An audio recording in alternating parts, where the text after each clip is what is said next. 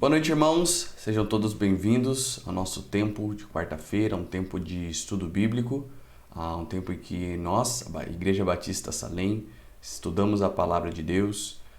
Todos são bem-vindos. Agradeço a presença dos que sempre têm participado conosco, familiares, amigos, que os irmãos da igreja compartilham o link, você tem sempre participado, obrigado. E lembrando que o nosso tempo é especial, é um tempo de carne, é um tempo onde nós vamos mais a fundo na palavra de Deus, naquilo que o Senhor deixou. Então, peço que dedique toda a sua atenção para esse tempo, tá bom? Eu sei que alguns chegaram do trabalho cansados, né? Mas é um tempo que você precisa de um pouco mais de esforço para conseguir reter o máximo possível, tá bom?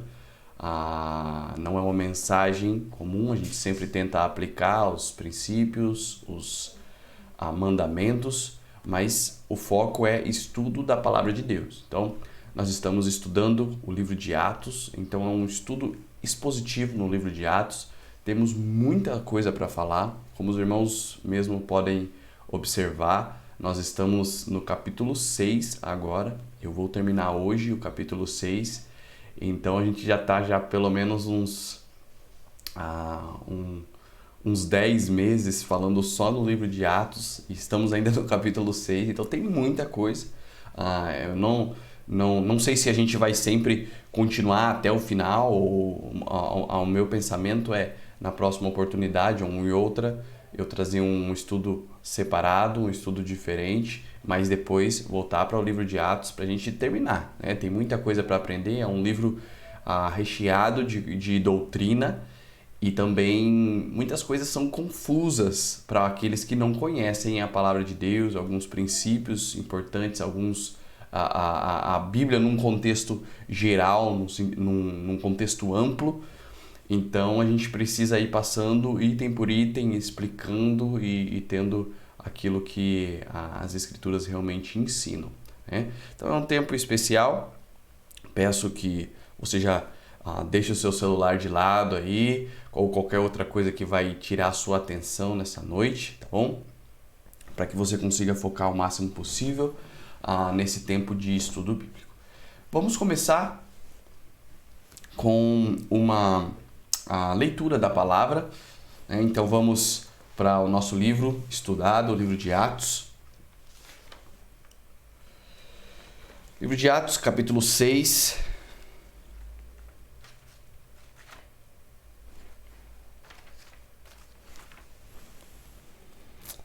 Vamos fechar esse capítulo 6. Vamos fazer a leitura do versículo 8 até o versículo 15, tá bom? Então, Atos 6, 8 a 15.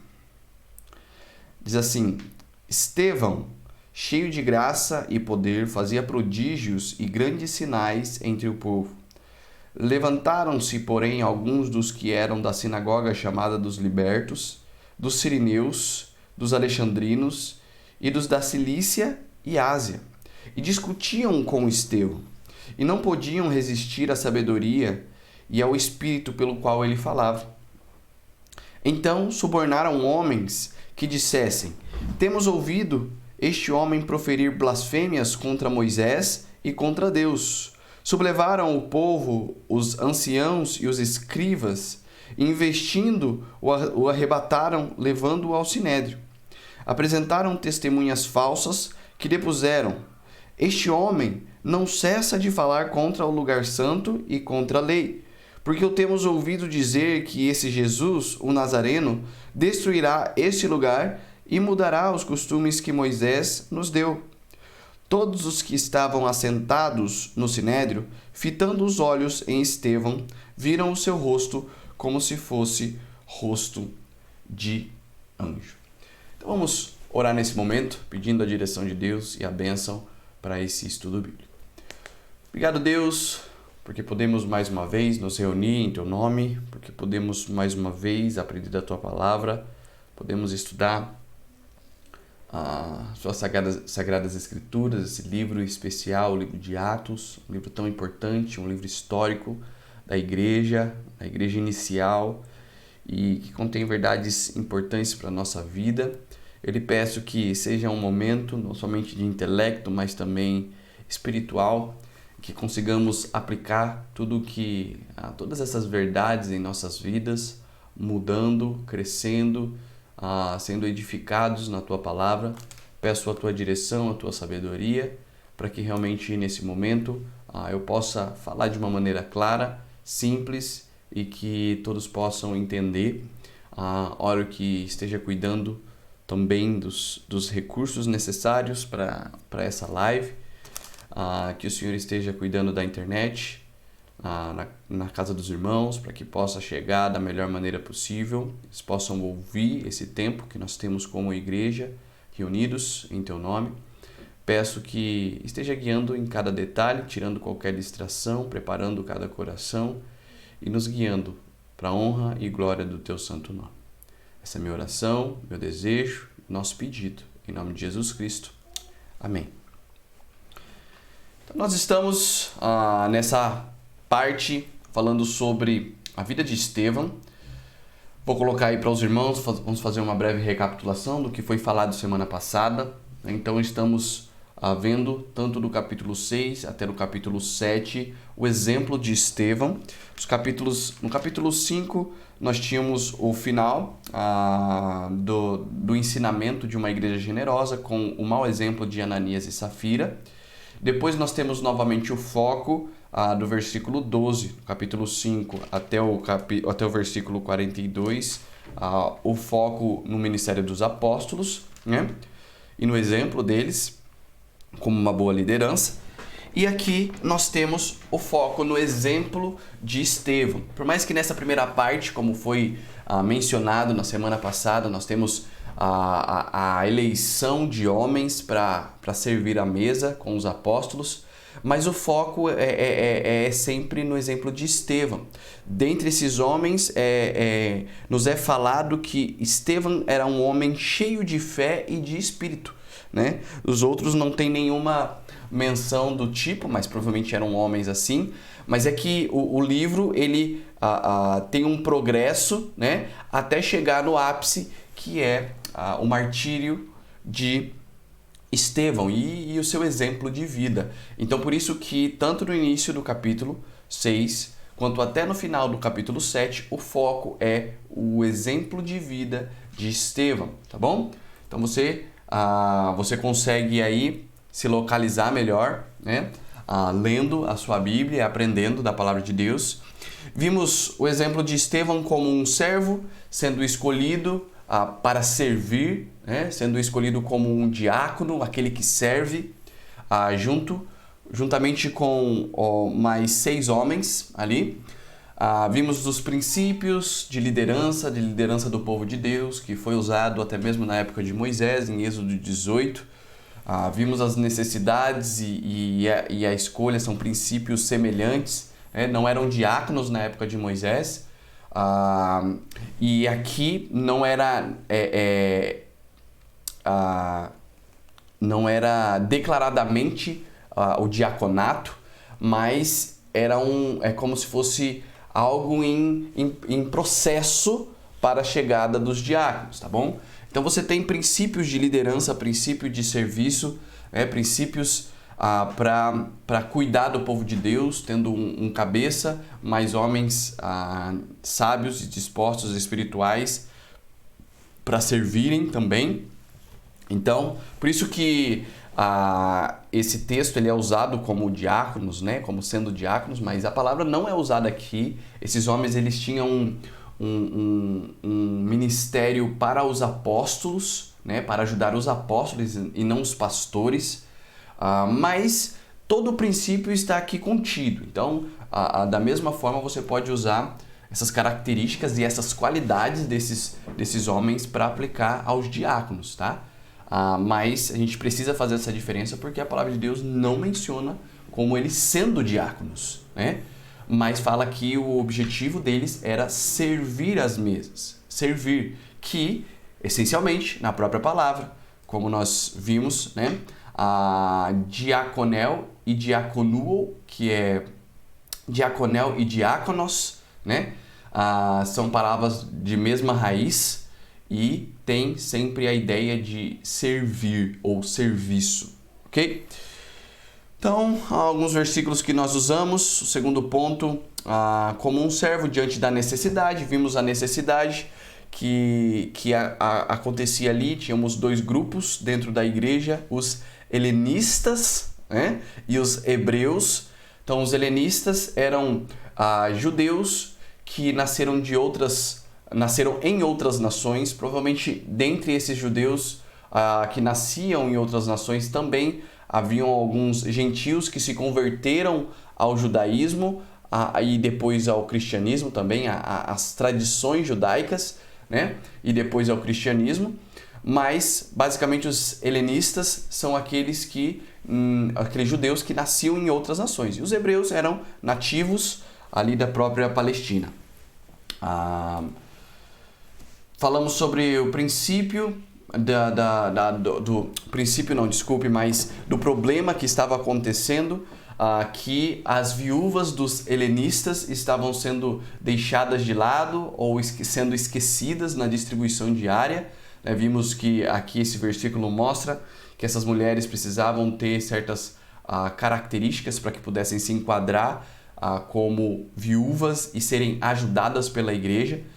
Então, ao que parece, os apóstolos não estavam dando conta de tanta coisa que eles tinham para fazer, pregando o evangelho e etc. Mas aí, por isso viu-se a necessidade de escolher homens, né? Mas, de fato, não era uma intenção dos apóstolos de querer fazer algo contra aquelas mulheres, mas o que estava acontecendo talvez pelo próprio costume e junto com a quantidade de trabalho que eles tinham no seu ministério. E por isso elas estavam sendo esquecidas, de fato, né? Mas vimos que o foco do ministério do apóstolo ou dos apóstolos é a pregação da palavra, da mesma forma que do pastor aquele versículo que eu mostrei anteriormente, fala sobre isso, aplica-te à leitura, ao ensino, à exortação, que estão relacionadas à palavra de Deus. Então, o foco do pastor é sempre ensinar o povo, né, para que o povo possa ser bem instruído e seguir essa instrução da palavra de Deus, tomando decisões, guiando a igreja de Deus para mais próximo do nosso Senhor. Vimos como um exemplo, diante da necessidade de homens para servir e desafogar o ministério dos apóstolos, né? E homens que eram qualificados. Então ele era como um servo qualificado também, assim como aqueles outros 6 homens, né? Homem qualificado, e as qualificações foram mencionadas no próprio versículo 3, ele diz: mas escolhei dentre vós 7 homens de boa reputação, cheios do Espírito e de sabedoria, aos quais encarregaremos deste serviço. Qualidades fundamentais para a liderança do povo de Deus, né? Nossos diáconos precisam ter sabedoria, os futuros diáconos que a igreja vai escolher precisam ter sabedoria, precisam ter vida, precisam ter testemunho, né? Tudo isso vai colaborar para que ele possa exercer bem a sua função de diaconato, possa exercer bem a sua posição, porque ele vai se encontrar com pessoas que muitas vezes não têm boas intenções, vai lidar com pessoas que também são incrédulas em algumas situações representando a igreja, né, fora, ou até mesmo na igreja ele pode lidar. Então ele precisa ter o discernimento necessário, precisa ter a sabedoria para saber como Deus quer que ele haja em determinadas situações, nessas situações, né? Precisa ser um homem qualificado, assim como Estevão era e os outros 6 mencionados, né? Então você tem Filipe, Prócoro, Nicanor, Timão, Parmenas e Nicolau. Esses foram os 7 mencionados. Nós falamos algumas coisas sobre eles, que na verdade poucas coisas, porque não se tem muita informação, mas sobre Estevão e Filipe, né? E foi basicamente isso que a gente falou. E a gente vai discorrer hoje a parte dele sendo um servo com uma testemunha de Deus, né? Uma testemunha de Deus que nós temos do versículo 8 até o versículo 15. Ele sendo uma testemunha diante do Sinédrio. Deixa eu ajeitar aqui o meu esboço. Então, como eu falei, esse homem, e a gente já falou um pouco também semana passada sobre isso, mas era um homem cheio do Espírito Santo, em que não limitou o seu ministério em simplesmente servir as mesas, mas também ganhou almas para Cristo e operou milagres. Então, diferentemente, ou na verdade a melhor palavra seria além dos apóstolos, né? Você tem a descrição de poucos homens que puderam operar milagres. E aqui você tem um servo de Deus, um homem que não tinha um chamado de apóstolo, mas que foi grandemente usado por Deus até mesmo na operação de milagres, né? E por isso ele foi uma testemunha também diante de outros. Mas não somente dessa forma, mas também pregando a palavra de Deus, né? Lembrando que o ministério de servir às mesas, só recapitulando, porque isso é importante, o ministério de servir às mesas tanto estava relacionado à área financeira, quanto também na parte da distribuição diária e ceia do Senhor, tá bom? Então, tanto na parte da tesouraria, quanto também na parte social, né? E de ajuda que a igreja exercia para com seus membros. Então, um homem que foi escolhido para servir dessa forma, mas também serviu a Deus de outras formas, né? Então, ele usou tudo o que Deus havia dado para a honra e glória do Senhor. Deus, ele nos capacita de uma forma que nós não conseguimos explicar. Você já deve ter se encontrado em alguma situação em que você achava que não podia fazê-lo e Deus, de alguma forma, faz aquilo na sua vida, coloca no seu coração, você deixa Deus trabalhar e as coisas começam a fluir, né? Eu nunca me imaginei pregando a palavra de Deus, eu nunca me imaginei à frente de um grupo, né, de 150 pessoas, 200 pessoas, pregando, né, falando. Isso é algo que realmente é de Deus. Talvez você você se encontrou em alguma outra situação que você achou assim, puxa, eu nunca pensei que eu fosse ensinar na igreja, eu nunca achei que eu fosse ensinar uma classe, né? Isso é a capacitação de Deus. Quando nós nos dispomos a fazer a vontade de Deus, a servir, a ser um servo, Ele faz grandes coisas através de nós. Isso acontece porque Deus, Ele capacita os chamados, né? E não chama os capacitados. Então não adianta você saber, não adianta você saber muito, mas não ter disposição para usar tudo aquilo que Deus te deu, né? Mas aqui no versículo 8 diz que o Estevão, cheio de graça e poder, fazia prodígios e grandes sinais entre o povo. Um homem grandemente usado para mostrar ou ser uma testemunha de Deus diante de outros. O versículo 9 ele continua dizendo: levantaram-se, porém, alguns dos que eram da sinagoga, chamado dos libertos, dos sirineus, dos alexandrinos e dos da Cilícia e Ásia, e discutiam com Estevão. Agora a gente vai ver esses grupos, né, que eram de sinagogas diferentes. Olha só, você tem aqui basicamente 3 sinagogas: a sinagoga dos libertos, a sinagoga dos sirineus e alexandrinos e a sinagoga dos que pertenciam à Cilícia e Ásia, tá? São 3 culturas diferentes, diferenças culturais, diferenças linguísticas, né? Entre esses 3 grupos e muito provavelmente eles não participavam, eles não cultuavam, eles não aprendiam da lei juntamente, tá? Porque você pega aqui os libertos, como você pode ver na projeção, na apresentação, eram descendentes de escravos judeus capturados por Pompeu em 63 a.C. e levados para Roma.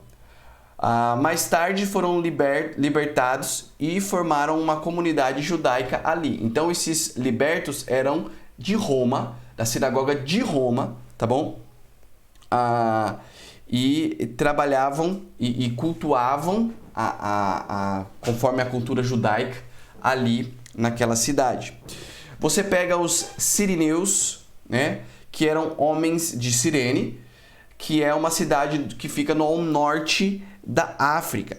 Simão é um homem que foi aquele que foi obrigado a carregar a cruz de Jesus, né?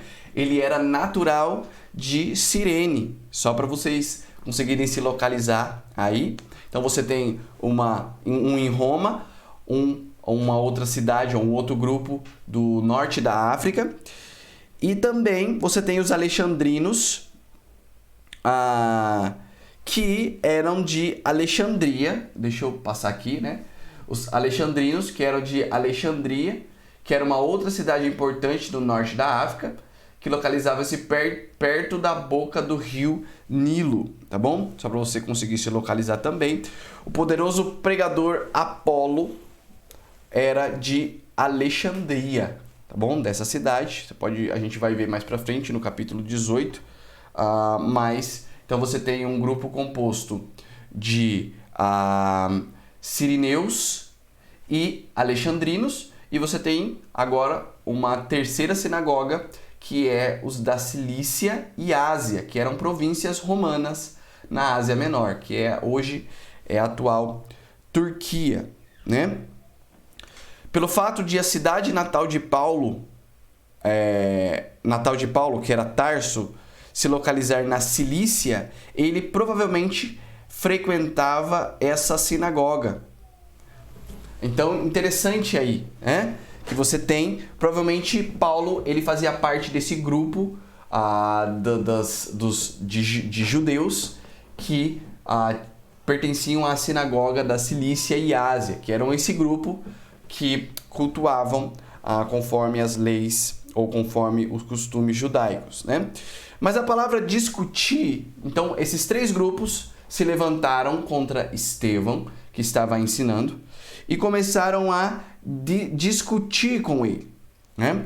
Essa palavra discutir, ela significa um debate formal. Então eles estavam debatendo. Sem dúvida, eles centravam-se em temas como a morte, ressurreição de Jesus e a evidência do Antigo Testamento de que ele era o Messias. Afinal de contas, Estevão estava pregando o Evangelho, estava pregando o Cristo ressurreto, o Messias prometido, né? O Messias que foi morto, mas que ressuscitou, e tudo isso eles estavam debatendo, discutindo entre si. Então você tem os judeus e você tem Estevão, e é interessante que quando isso de fato é o que acontece quando nós vamos pregar o Evangelho. Não sei quantos já tiveram a oportunidade de sair para pregar o Evangelho fazendo um evangelismo pessoal ou com grupos de pessoas na rua ou em qualquer outro lugar. Mas quando nós apresentamos o Evangelho, nós precisamos ter um certo conhecimento sobre as Escrituras, tá bom? Porque, vez ou outra, nós nos encontramos em situações em que pessoas fazem perguntas difíceis, ou até mesmo pessoas já têm um contexto de ensinamento sobre alguma coisa, e até mesmo um ensinamento errado sobre a palavra de Deus, e começam a usar aquilo como argumento. Eu lembro que certa vez eu estava discutindo com um homem, discutindo no sentido de estava debatendo, né, melhor dizendo, a melhor palavra seria debater, e eu estava falando sobre ressurreição. Na verdade, eu estava refutando a ideia de reencarnação, né? E esse homem, ele falou assim, mas a própria Bíblia menciona a reencarnação. Eu falei assim, onde? Aí ele dá o exemplo de Elias, né? Ou melhor dizendo, o exemplo de João Batista, que a palavra de Deus menciona que ele tinha o espírito de Elias, né? Então ele usou esse trecho da palavra de Deus, um ensinamento claramente errado, para dizer que a própria palavra de Deus apoiava a reencarnação. E eu pude explicar para ele que era que é uma situação completamente diferente. Você tem ali João Batista, que tem o espírito de Elias no sentido de pessoa, de obra, né? Aquilo que ele vinha preparando, que foi mencionado no Antigo Testamento, né? Que ele vinha preparar o ministério de Cristo, mas não que ele era o próprio Elias, né? Ou tinha a alma de Elias dentro de si. Muito pelo contrário, eram pessoas diferentes. E a palavra ali é que ele tinha o espírito, o ânimo, né? O fôlego. Ou seja, é ele que fazia, assim como Elias teve um destaque muito grande como profeta na sua época, João Batista também teve um grande destaque, né?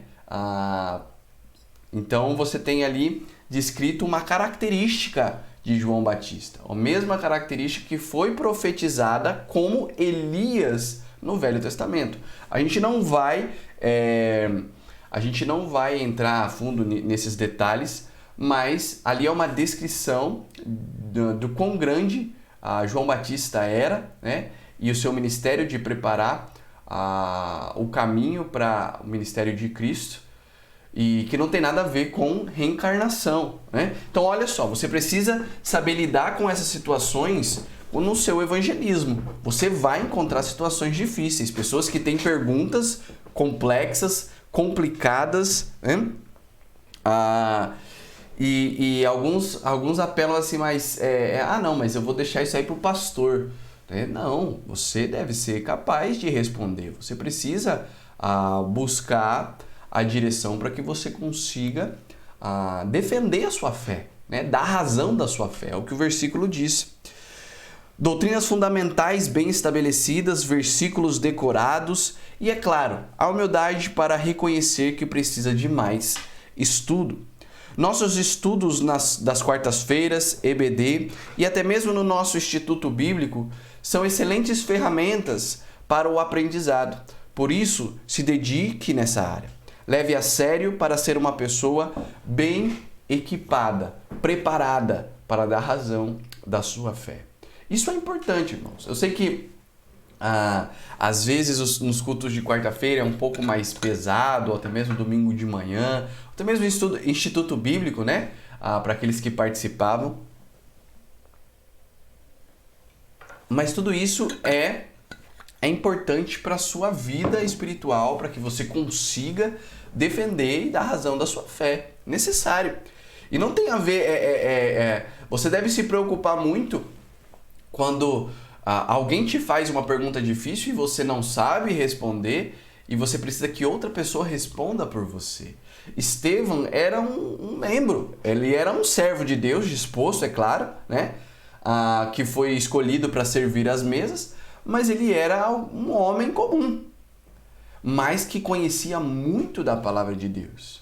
Olha só, como membro você precisa conhecer bem da palavra de Deus para proteger a sua igreja também, né? Para ter o discernimento, para ter a sabedoria necessária para a sua vida.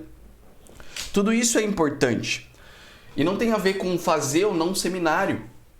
Nós temos livros, nós temos o próprio Instituto Bíblico, nós temos situações, ferramentas que você pode utilizar para aprender mais do Senhor. Então tudo isso você precisa primeiramente colocar na sua cabeça que você precisa aprender mais. E que isso é importante, é um tempo que você dedica. Eu lembro de uma situação que eu, falando, né, antes mesmo de eu ser pastor, de eu me tornar pastor, já tinha um chamado, mas eu não tinha feito seminário, não tinha sido chamado por uma igreja, né? Eu estava num período de transição, então eu terminei os meus estudos, terceiro ano, estava naquele ano de aguardando a dispensa do exército. Então eu não podia vir para o seminário. Então eu ia ficar um ano sem fazer nada, assim, praticamente, né? E é claro que eu trabalhei nesse ano. E eu lembro de situações em que eu estava com o meu amigo, e esse meu amigo ele era da igreja também. Na verdade, nós trabalhávamos numa empresa, numa empresa de mudança, que fazia frete, né, de mudança, que era de um irmão da igreja também, um membro da igreja. Então, trabalhávamos meio que em família. E teve uma situação em que ele colocou eu e o meu amigo, que era da igreja, num caminhão, pra gente fazer uma mudança. Eu acho que era de Jundiaí para São Paulo, alguma coisa assim. E eu lembro que esse motorista que levou a gente, na volta, a gente veio falando sobre a palavra de Deus. Então, foi uma oportunidade de evangelismo também, mas a gente veio debatendo alguns temas sobre a palavra de Deus. E ele era de uma igreja pentecostal que acreditava em dons de línguas, dons miraculosos, que nós já aprendemos tudo isso. E eu lembro da situação que eu pude dar razão, eu pude mostrar a palavra de Deus, eu pude mostrar versículos. E parece que ele, na época, ele já tinha até feito um certo instituto ou seminário da igreja dele. Mas eu também já havia estudado bastante sobre o tema de dons espirituais, né? Porque eu queria saber, eu queria aprender, etc. Então, eu pude usar tudo aquilo que eu estudei, tudo aquilo que eu aprendi, para dar razão da minha fé. Mostrar para ele, biblicamente, por que estava errado aquela situação, né? Ou o pensamento, por que aqueles dons não existiam, que não passavam de emoção, ou até mesmo a própria atuação demoníaca. Claro que eu falei com jeito, fui falar dessa forma, né? Tão bruto.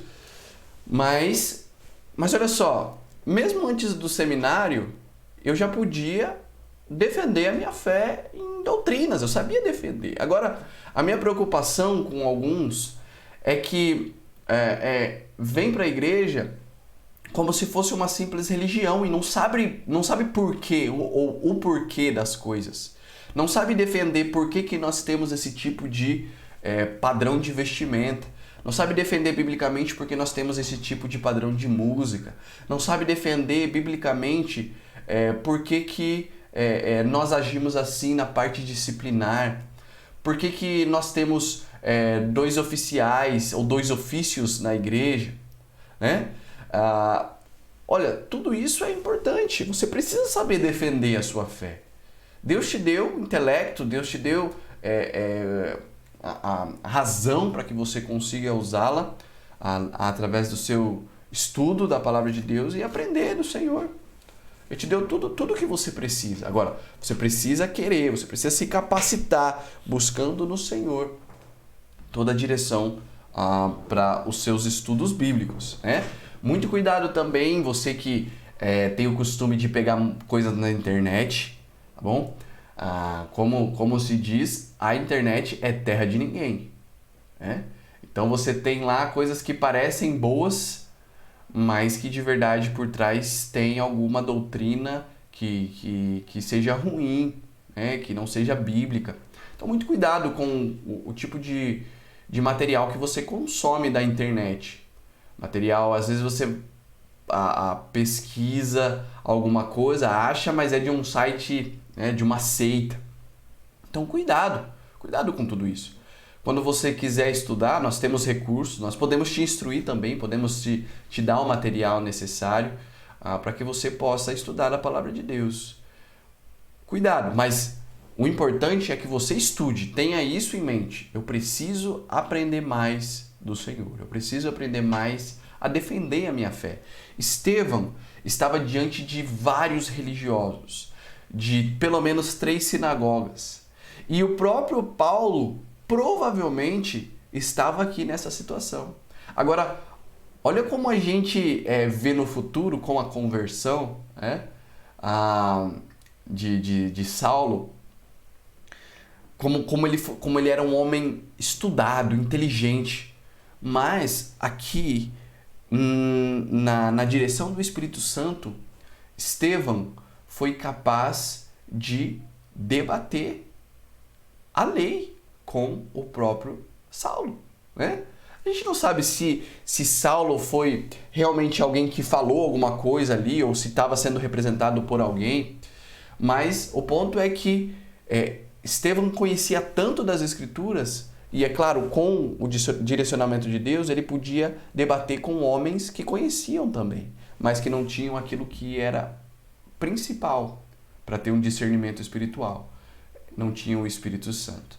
Então, versículo 10, ele continua dizendo que e não podiam resistir à sabedoria e ao Espírito pelo qual ele falava.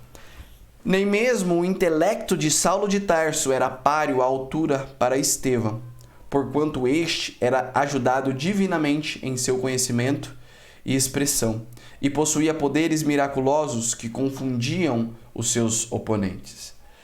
Nesse tempo, quão pouco sabia Saulo de Tarso que algum dia seria ele mesmo um expositor ainda mais poderoso do cristianismo do que o próprio Estevão, pois de fato foi o maior expositor das verdades divinas de todos os tempos. Saulo, né? Mas aqui, nesse contexto, em que Saulo não tinha o Espírito Santo, Estevão era superior. Olha só, ele conhecia mais das Escrituras, porque ele tinha aquilo que era necessário para o discernimento espiritual. E aqui cabe um ensinamento. Pessoas podem conhecer versículos bíblicos decorados, livros decorados, né?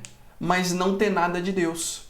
Pessoas podem conhecer até mesmo doutrinas, mas não ter nada de Deus.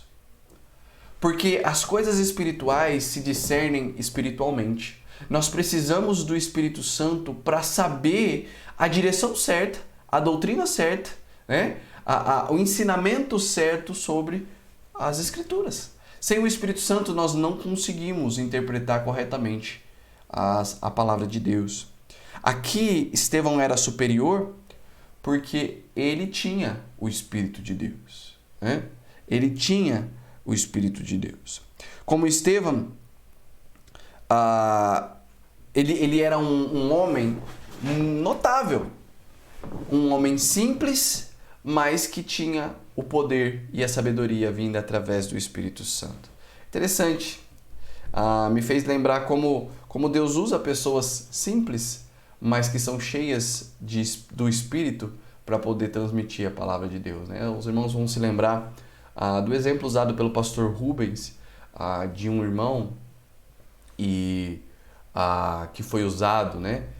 Que ele estava dando um estudo para um homem e ficou pelo que eu entendi, algumas semanas ensinando esse homem, falando sobre o Evangelho, pregando a palavra de Deus, e esse homem não chegou a uma conversão verdadeira. Mas com o testemunho de um dos seus diáconos, que falou de uma forma bem simples, deu um testemunho de salvação, esse homem pôde chegar à salvação, ele pôde reconhecer a sua condição e pôde aceitar Cristo como o único e suficiente Salvador. Olha só, Deus usa pessoas simples. Não que Deus não estivesse usando o pastor Rubens, pelo contrário, né? Mas Deus tinha um plano para usar exatamente aquele homem, aquele diácono, o testemunho daquele diácono na vida daquele outro homem, né? E da mesma forma, Deus ele quer nos usar para torná-lo conhecido diante de outros. Para isso, nós só precisamos da sabedoria vinda através do Espírito Santo, a direção. E quando nós temos a sabedoria do alto, nenhuma sabedoria humana pode ir contra. Nenhuma sabedoria humana pode ser superior, né, a tudo isso. Agora, falando sobre simplicidade, não é porque você é simples que você pode deixar de lado o conhecimento bíblico. As duas coisas são importantes, né? Tanto que Deus usa pessoas humildes, quanto também Deus quer que você estude a palavra de Deus para saber ensinar as Escrituras, defender a sua fé. Estevão conhecia tanto as Escrituras que era capaz de debater com vários líderes religiosos da época. Claramente, houve a direção do Espírito Santo, mas sem sombra de dúvidas, Estevão era um cristão que estudava a palavra de Deus. João 14,6 diz: mas aquele Consolador, o Espírito Santo, que o Pai enviará em meu nome, esse vos ensinará todas as coisas e vos fará lembrar de tudo quanto vos tenho dito. Então o Espírito Santo nos guia, o Espírito Santo nos ajuda a lembrar, coloca no nosso coração a sabedoria, aquilo que é certo, aquilo que nós precisamos, aquilo que vai nos instruir numa situação difícil. Mas para isso você precisa conhecer, Como é que você vai se lembrar de algo se você nunca estudou ou nunca viu? Os discípulos estavam aprendendo aos pés de Cristo os seus ensinamentos. Conforme o Espírito Santo chegou, eles puderam lembrar aquilo que eles haviam aprendido. Mas se você não aprendeu, se você não correu atrás, se você não buscou um estudo para se aprofundar, como que você vai se lembrar? Você quer que o Espírito faça um milagre e coloque na sua mente o conhecimento? Não é assim que funciona. Tá bom? Mas isso é muito comum quando nós estamos lidando com pessoas fora da igreja. Em diversas situações, nos evangelismos que eu fazia na época do seminário, eu encontrei pessoas que eram religiosas, que tinham um certo conhecimento, A maioria não tem, mas algumas realmente têm. E por isso eu precisava estar bem equipado, precisava estar bem, ter conhecimento necessário, até mesmo do tipo de doutrina que às vezes a igreja ou a religião dessa pessoa tinha, para eu poder refutar biblicamente, para poder mostrar a palavra de Deus, levando sempre a Cristo. Em algumas igrejas, seitas, que nem podemos chamar de igreja, mas em que colocam ou acrescentam algo à salvação e não sendo unicamente, exclusivamente através de Cristo. Por exemplo, você tem algumas, por exemplo, a Adventista do Sétimo Dia, ela acrescenta a guardar o sábado como uma marca, de um verdadeiro salvo. É o que eles dizem, eles tentam reformular ali. Mas o que eles ensinam é que guardar o sábado é algo que demonstra o seu a sua verdadeira condição espiritual, se você é salvo ou não. Ou seja, mas como que você pode colocar algo do tipo, um ensinamento desse, quando você pensa num versículo de João 14,6, em que diz que eu sou o caminho, que Cristo diz, eu sou o caminho, a verdade e a vida, e ninguém vem ao Pai senão por mim. Olha só, Cristo é o único caminho, não é Cristo e mais alguma coisa, não é Cristo e obras. Você tem também o ensinamento de Efésios 2,8, que diz: pela graça sois salvos mediante a fé. Isso não vem de vós, é dom de Deus, não vem de obras para que ninguém se glorie. Efésios 2:8 e 9. Então, você tem outros também, como os Mormons, que tem a sua doutrina,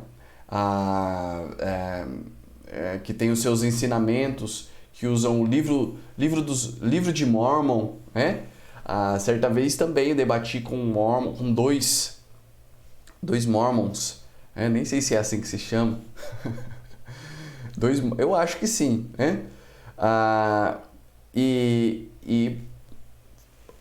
O ponto central no ensinamento dos Mormons é que eles tentam dizer que eles usam as Escrituras, mas eles não colocam tanto peso nas Escrituras como eles têm no livro de Mormon. Eles acham que o livro de Mormon, que é o outro evangelho também intitulado, eles até mudaram isso conforme o tempo foi passando, por causa de um versículo bíblico, de Gálatas, Gálatas 1. E eles dizem o quê? Que o livro de Mormon foi preservado como palavra de Deus, mas a Bíblia, ela é utilizada também como um livro histórico, mas que ela foi alterada ou adulterada com o passar dos anos, né? Mas eles não vão dizer isso de primeira. Lembro que eu fiquei quase uma hora e meia debatendo com um homem, né? E sempre tem um que sabe mais. Normalmente é um americano. Interessante isso, né? Um que sabe mais e um que está aprendendo ali, né? Está sendo discipulado. E ele falando, não, mas eu creio nas escrituras, não sei o que, na palavra de Deus. E ele começou até a usar versículos que eram iguais, né? A Bíblia eu acho que era parecida com a minha tradução, a versão. Mas até que chegou o ponto que ele falou, que eu fui apertando, né? E aí ele contou toda a história de como que chegou esse livro de Mórmon, que foram uma família, se não me engano, na época de Jeremias, né? Que saiu lá da Palestina, é alguma coisa assim, da Palestina, foi para a América do Norte, e ali eles enterraram o livro, alguma coisa assim. Teve a revelação, enterraram o livro, e depois esse livro foi achado.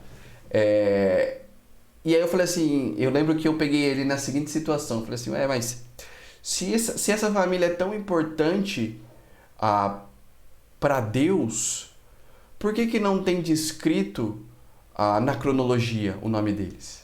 Aí ele ficou meio assim, né? Tal. E aí eu fui falando sobre a inerrância das escrituras, fui provando biblicamente com aquilo que eu conhecia, né? Olha só, mas você precisa ser capaz de defender a sua fé diante das situações. Citei só 2 exemplos, mas você precisa conhecer, você precisa aprender mais do seu Deus para que você possa defender o seu Deus diante de outros e dessa forma encaminhá-los à verdade, né? E conhecereis a verdade e a verdade vos libertará. Então você é instrumento de Deus para apresentar a verdade perante outros. Salmo 119, 97 a 100 diz assim: ó, quanto amo a tua lei, a minha meditação em todo dia. Tu, pelos teus mandamentos, me fazes mais sábio do que os meus inimigos, pois estão sempre comigo. Tenho mais entendimento do que todos os meus mestres, porque os teus testemunhos são a minha meditação. Entendo mais do que os antigos, porque guardo os teus preceitos. Olha só, eu entendo mais do que os antigos, os mais velhos, né? Tenho mais entendimento do que todos os meus mestres. Esse entendimento, essa sabedoria só é alcançada com a palavra de Deus, com o estudo, com a leitura, com o conhecimento das Escrituras. Então, isso é importante para nós, para a nossa vida, que você tenha sabedoria para lidar e conhecimento também para lidar com situações do seu dia a dia, né? Pregando o Evangelho. Versículo 11, versículo 12 diz assim: então subornaram homens que dissessem: temos ouvido este homem proferir blasfêmias contra Moisés e contra Deus. Sublevaram o povo e os anciãos e os escribas, investindo, o arrebataram, levando ao sinédrio. Então aqui, aqueles homens religiosos, não podendo resistir-lhe à sabedoria de Estevão, levantaram falsas testemunhas para destruírem a reputação e imagem de Estevão. Essas testemunhas mentiram dizendo que Estevão blasfemava contra Moisés e contra Deus. Da mesma forma como eles fizeram com Jesus, no episódio de Mateus 26, 59 a 61, né? Em que eles começaram a inventar coisas, como se ele estivesse ensinando contra a sua lei e não explicando aquilo que realmente era de Deus, que foi no caso de Cristo. Eles recrutaram secretamente falsas testemunhas para espalhar mentiras a respeito de Estevão. As acusações foram sérias, pois a blasfêmia era punível com a morte. Então ele está dizendo que eles estavam dizendo que Estevão estava blasfemando contra a Moisés, né, e contra Deus. E isso era punido com a morte. Olha só, vai comigo para Levítico 24:16, que fala sobre isso. Levítico 24:16. Diz assim, Levítico 24:16.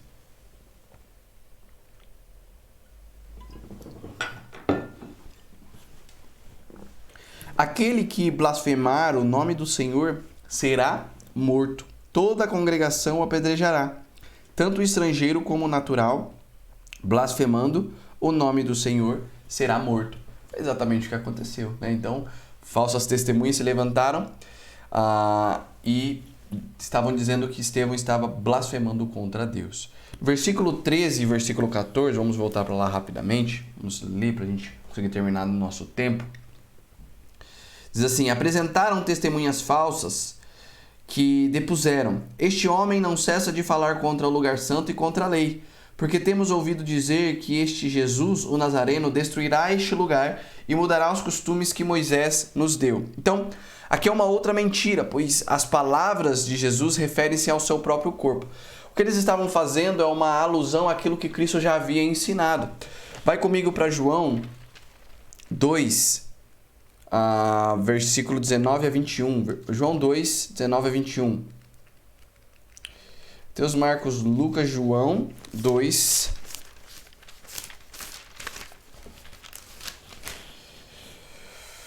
(19 a 21) diz assim: este foi o testemunho de João, quando os judeus lhe enviaram de Jerusalém sacerdotes e levitas para lhe perguntarem: quem és tu? Ele confessou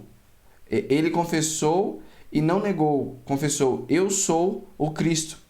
E lhe perguntaram: quem és, pois? Tu és Elias? Ele disse: não sou. És tu profeta? Responderam: não. Na verdade, não era essa passagem. Eu não sei se... Eu não vou conseguir... Eu devo ter colocado aqui a passagem errada.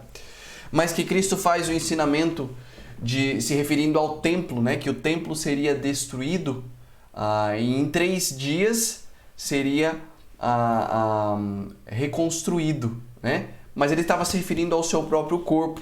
Então, provavelmente, o que eles estavam acusando é que Cristo, o Nazareno, destruiria o lugar santo. Mas ele estava falando sobre o seu próprio corpo, né? De fato, o que aconteceu com aquele templo no ano 70 foi a destruição, realmente, do templo, né? Mas o ensinamento de Cristo era sobre o seu próprio corpo, né? Falando da sua morte e ressurreição. E eles estavam usando tudo, o ensinamento de Cristo, mentindo sobre isso, dizendo que ele estava atacando aquilo que eles tinham de sagrado, né? 1 João 4 a 5 diz assim: filhinhos, vós sois de Deus e tendes vencido os falsos profetas, porque maior é aquele que está em vós do que aquele que está no mundo. Eles procedem do mundo, por essa razão falam da parte do mundo, e o mundo os ouve, né? Então aqueles homens foram usados por Satanás para perseguir aquele homem servo de Deus. Satanás ainda continua atuando dessa forma para derrubar os crentes, com várias situações, né? Com amigos, familiares, até mesmo com namorados.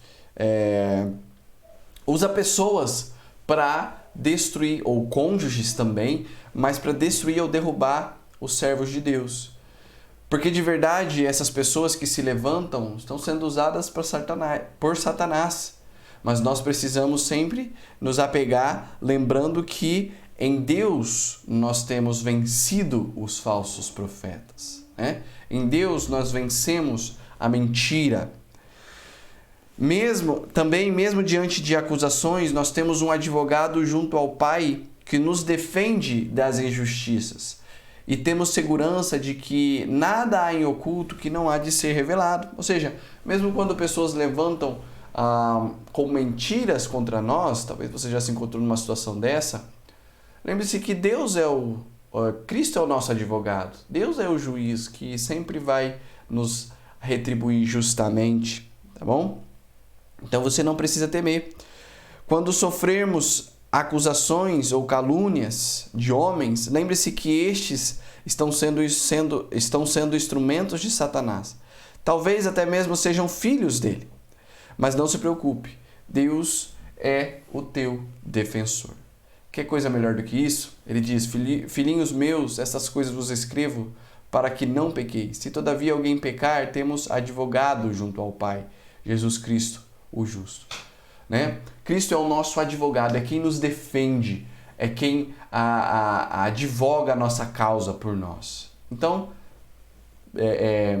fique tranquilo, não precisa temer, porque Deus ele é justo para fazer sempre o melhor.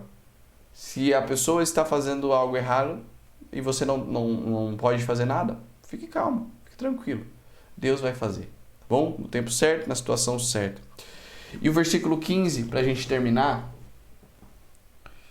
Todos os que estavam assentados no sinédrio, fitando os olhos em Estevão, viram seu rosto como se fosse rosto de anjo. Então, o testemunho de Estevão era puro, calmo, com uma postura serena e irradiando a presença de Deus. Interessante que esse episódio aqui faz uma alusão ao episódio de Moisés, quando ele desceu com as tábuas da lei. Os irmãos vão se lembrar, descrito em Êxodo 34, do versículo 29 até o capítulo 35, né? Até o final do capítulo, melhor dizendo, em que Moisés sobe, fica alguns dias no Monte Sinai e desce com as tábuas da lei, os 10 mandamentos. E é descrito que o seu rosto resplandecia, né? Brilhava, porque ele esteve na presença de Deus. E da mesma forma aqui, Estevão mostra, né? Como seu rosto, como se fosse o rosto de anjo, resplandecendo a glória de Deus. E nada pode ir contra um testemunho deste. Onde há a presença de Deus é notório, onde não há, também é notório. Mas aqueles homens, mesmo assim, com seus corações endurecidos, estavam negando a atuação do próprio Deus, né? E o rosto de Estevão brilhava como o de Moisés quando desceu do monte com as tábuas. Isso para mostrar àqueles homens que confiavam já no testemunho de Moisés. Olha só, essa foi a acusação, porque é o que eles tinham de lei, né? De profeta, de homem de Deus, o exemplo de Moisés. E Deus faz com que Estevão resplandeça, brilhe o seu rosto, da mesma forma como aconteceu com Moisés, para mostrar para eles que era o mesmo Deus que estava atuando ali. O mesmo Deus que atuava com Moisés, do qual eles tinham confiança nos seus ensinamentos, era o mesmo Deus que estava atuando através da vida de Estevão. Deus se mostrou verdadeiro na vida de Estevão, fazendo uma alusão a Moisés, do que eles haviam inventado mentiras, né? Falando que Estevão havia blasfemado contra Moisés e contra Deus. 1 Pedro diz: ora, quem é que vos há de maltratar se fordes zelosos do que é bom? 1 Pedro 3,13, né? Deus é o nosso defensor. Se você faz o certo, se você é zeloso para aquilo que é bom, né? Quem pode te maltratar? Ninguém.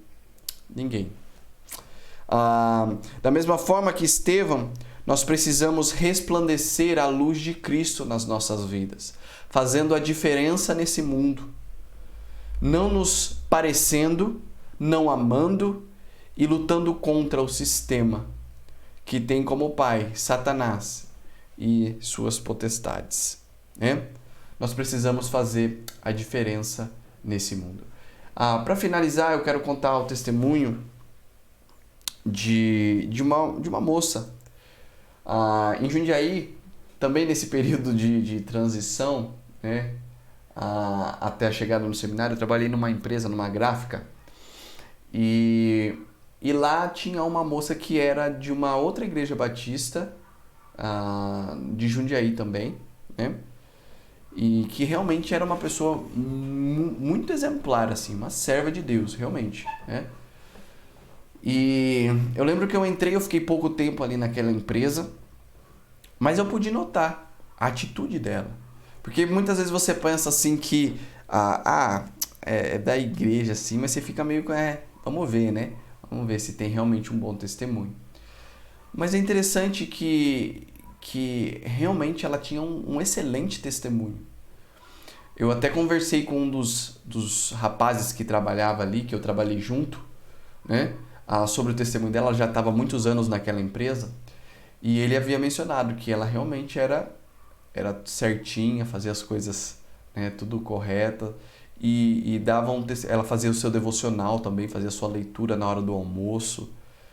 E aquilo marcou a minha vida, sabe? Porque da mesma forma que eu tratava a sério, levava a sério o meu testemunho diante das pessoas, eu pude ver nela uma seriedade com as coisas de Deus. Uma seriedade em mostrar Deus através da sua própria vida. Então, eu quero que os irmãos tenham isso consigo. E lembre-se, olha, as pessoas estão te vendo. O que elas podem dizer do seu testemunho? O tipo de palavra que você fala, o tipo de roupa que você veste, o tipo de coisa que você assiste, o entretenimento que você tem. Isso te associa com o quê?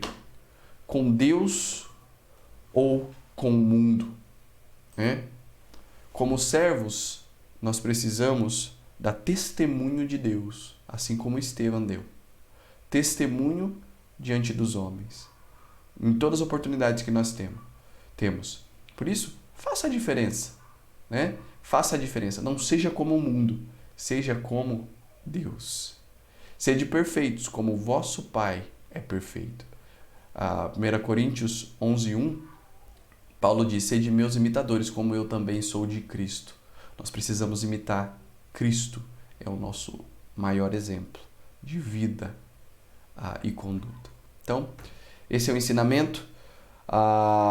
Estevão se destacou. E por conta desse testemunho, a vida de Paulo ou Saulo na situação foi impactada e se rendeu aos pés de Cristo mais para frente.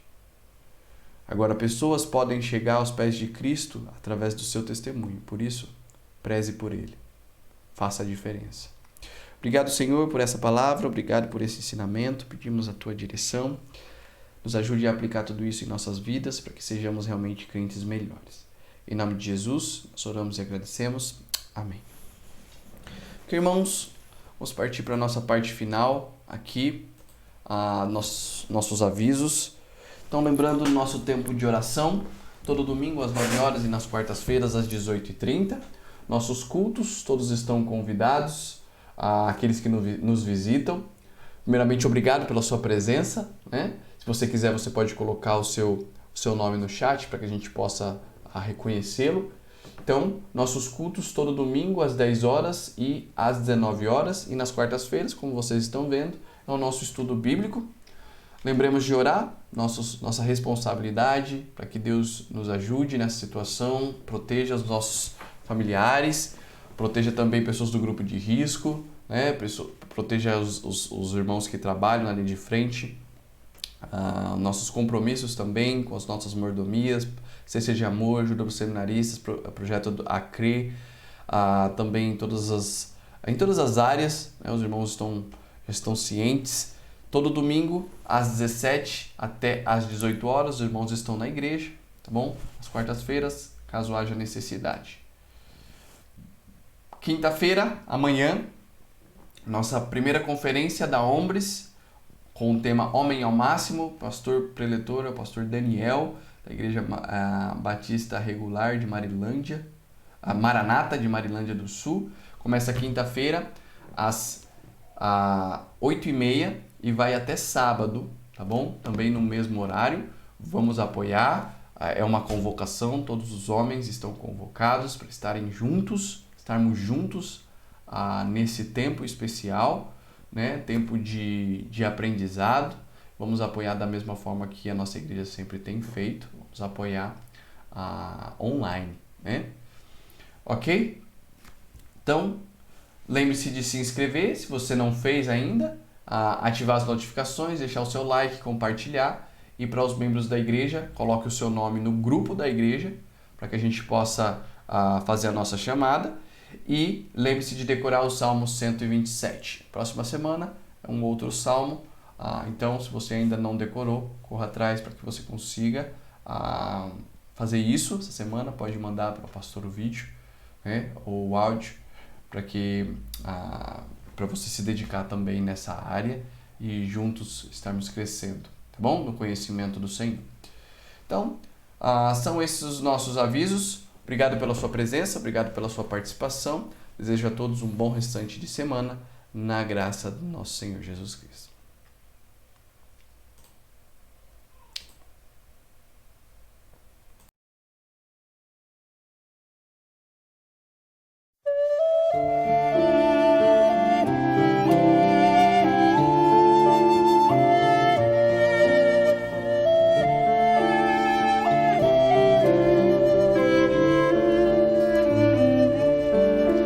O Senhor, seu amor, quão vasto amor, é dado a todo que crê. Ele plana no mais alto céu, faz a terra e o mar temer. Seu coração que seu filho entregar pra por mim na cruz morrer. Em minha alma tenho seu amor derramado por mim, pecador.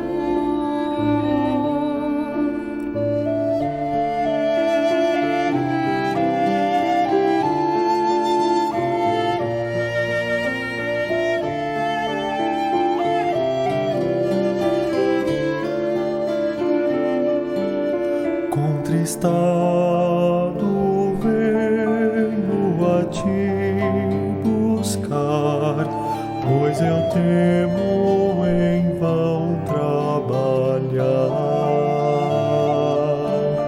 Ao servir em teu nome não quero falhar, ao teu lado eu quero estar. Se der os meus bens aos que pobres são, ou as chamas meu corpo entregar, perdido será quando me visitar. Se amor em mim não encontrar.